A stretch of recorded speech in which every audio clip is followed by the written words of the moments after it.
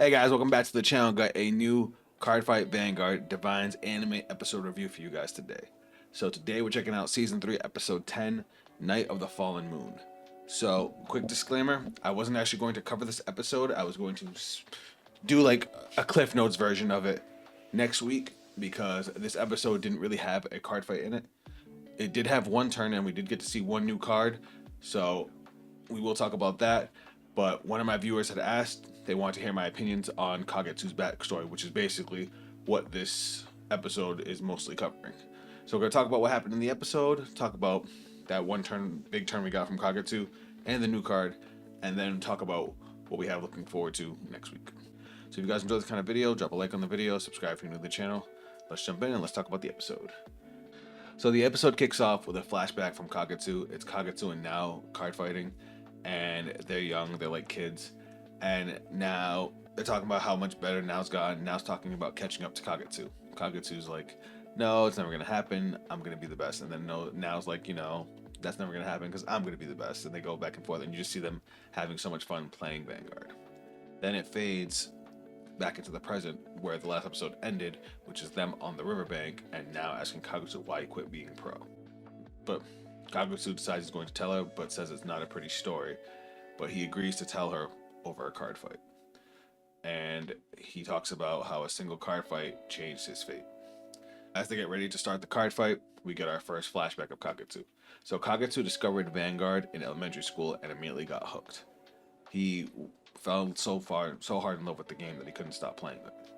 And once you get that Vanguard bug, it's pretty hard to get rid of it. But he thought Vanguard was so fun that he couldn't keep it to himself and he wanted to share it, so he started teaching other people how to play Vanguard. But eventually that competitive bug got into him, and just playing with his friends just wasn't enough. He wanted to have more epic card fights and go against stronger and stronger people, so that's when he decided he was going to become a pro and that he was going to beat the best. We jump to the flashback of when he played against Michiru and beat Michiru on the big stage and was considered just an absolute beast. After beating Michiru, we get a conversation of him talking to his classmates, and they're talking about, he must be like the greatest since he beat Michiru. And he's like, you know what, there's probably even stronger fighters I've never even heard of before.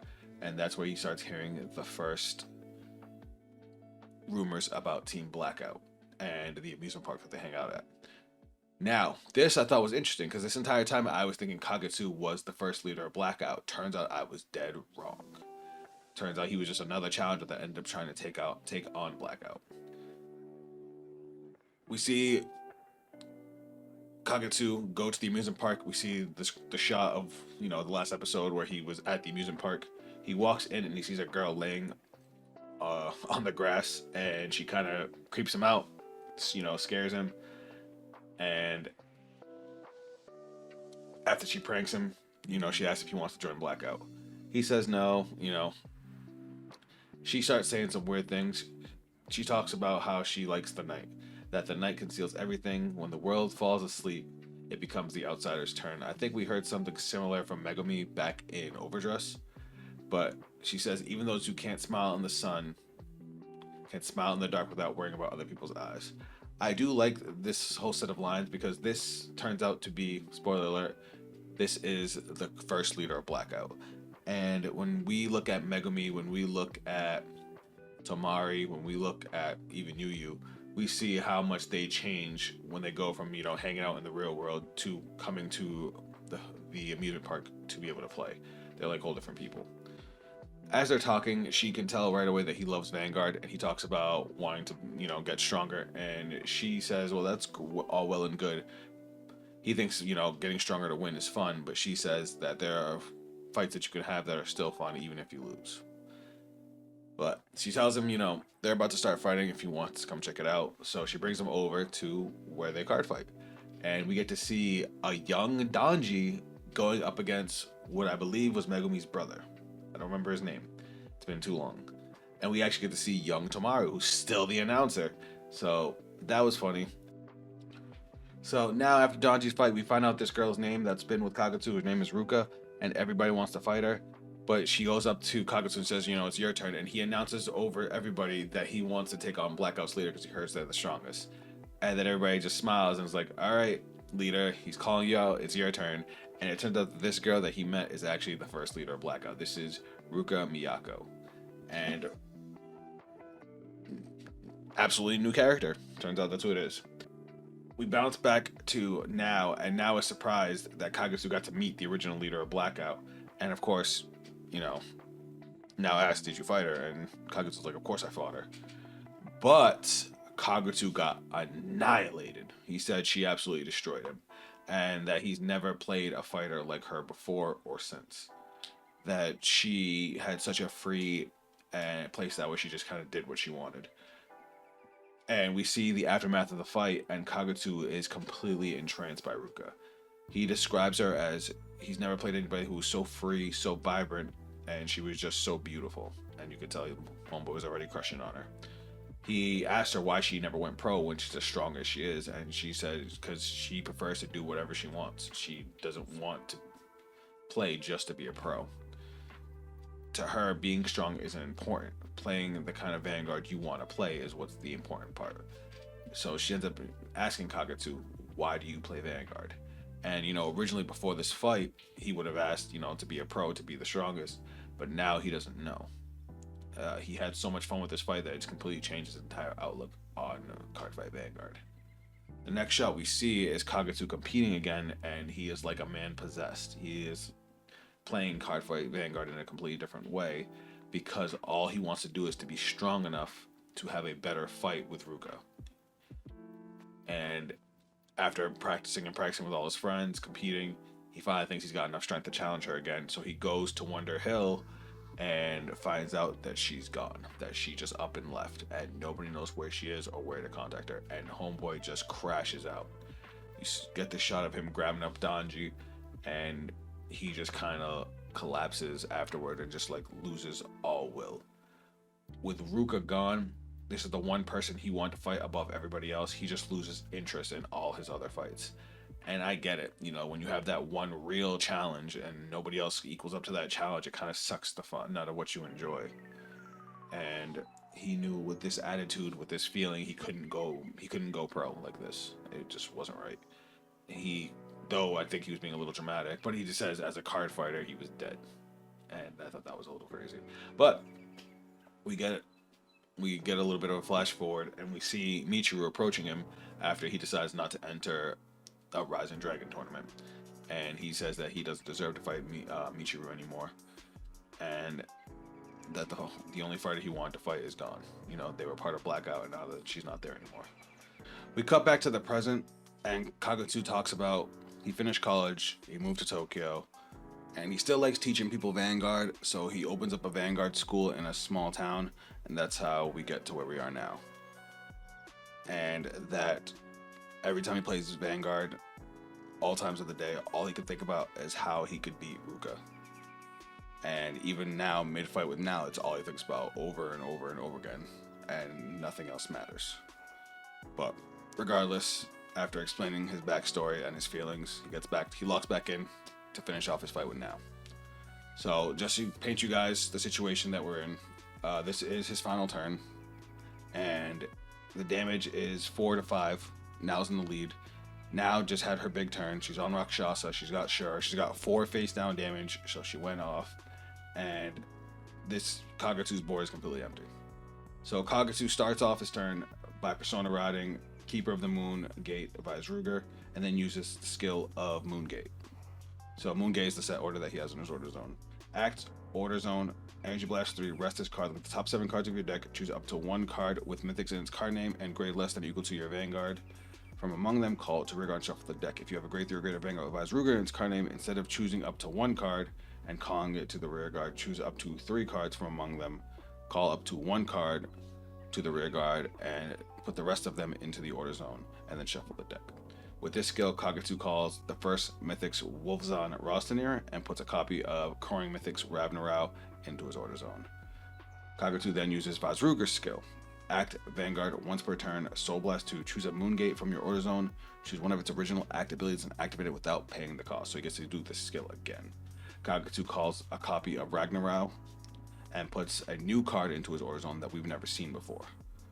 Kagetsu then calls 2 more copies of Ragnarau to his back row. And then lastly, Kagetsu plays the order that whose name I always mess up, Elif Gomani, and use skill, which is you play with a counterblast 1, you choose one of your grade 3 or greater vanguards with Vice Ruger in its card name, and it gets continuous Vanguard. All of your rear guards with mythics in their card name get 5,000 power, and all of your rear guards with mythics in their card name placed by your card's ability get an additional 5,000 power until end of turn. So basically, all of his mythics get 5k. Now, the Rostanier and the Ragnarok that he called off of his Vanguard and the Moongate skills gained an additional 5k on top of that. Then we proceed into his battle phase. Kagetsu attacks Shura and Rakshasa with Rostanier's skill, and which is auto when this unit is placed on rear guard. If you have a grade 3 or greater Vanguard with Baz Ruger in its card name, until the end of turn, when this unit would attack, choose one of your opponent's front row rear guards, and it bows to your opponent's Vanguard and all of the chosen units. So basically, because he played this turn, he got to attack both units and clear out an intercept. Now doesn't guard, now takes 1 damage, so now she's at 5. Kagetsu then attacks with Vice Ruger and uses Vice Ruger's skill. Auto Vanguard, when this unit attacks, counterblast 1 and choose up to 2 cards with mythics in their card name from your order zone, call them to rear guard circles in the same column, and all of your front row get power plus 5,000 until end of turn. So, Kagetsu calls a copy of Ragnarok, and now he calls a new card. The second mythics, Midgard Sormer, Garzormruns. I probably butchered that name. But Kagetsu activate Garzorum's skill. It is unaffected by your opponent's card effects until the end of their next turn, and it can attack from the back row. So this now turns Vice Ruger into a 5 attack deck, which is awesome. And remember, since he called the 2 of these units with skills, they both gain an additional 10,000 power on top of that because of the order that he played. Now guard the Vice Ruger with a perfect guard, but Kagetsu gets a critical on his twin drive. He splits the power in critical, gives the critical to one of his Ragnaroks, and gives the 10k power to his other Ragnarok. Kagetsu attacks with the Ragnarok that he gave the extra critical, now guards with a perfect guard. Kagetsu then attacks with Garzorum's and uses its other skill. When this unit gains 15,000 power the turn that an order card was used. It says used, not played. So I don't know if this counts the Moongate or just because he played Gulmani. We'll have to wait for the actual translation for that. But if it would be cool if it's only if you activate the Moongate. You could activate the Moongate every turn. So that's 15,000 power is basically always going to be live. But now doesn't guard, now takes 1 damage, and the game ends 5-6 with Kagetsu winning. After the game, now acknowledges Kagetsu's strength, says that even though he quit, he's still ridiculously strong. And she asks him again, with something she had asked him earlier, why he joined the Deluxe. And it's all because of Akina. He couldn't just leave Akina alone. Akina reminded him too much of himself. And now kind of laughs and says, I guess even masters go through stuff. Kagetsu's like, don't call me master. I don't like that. But he says, I'll do something masterly justice once. And he gives now a card.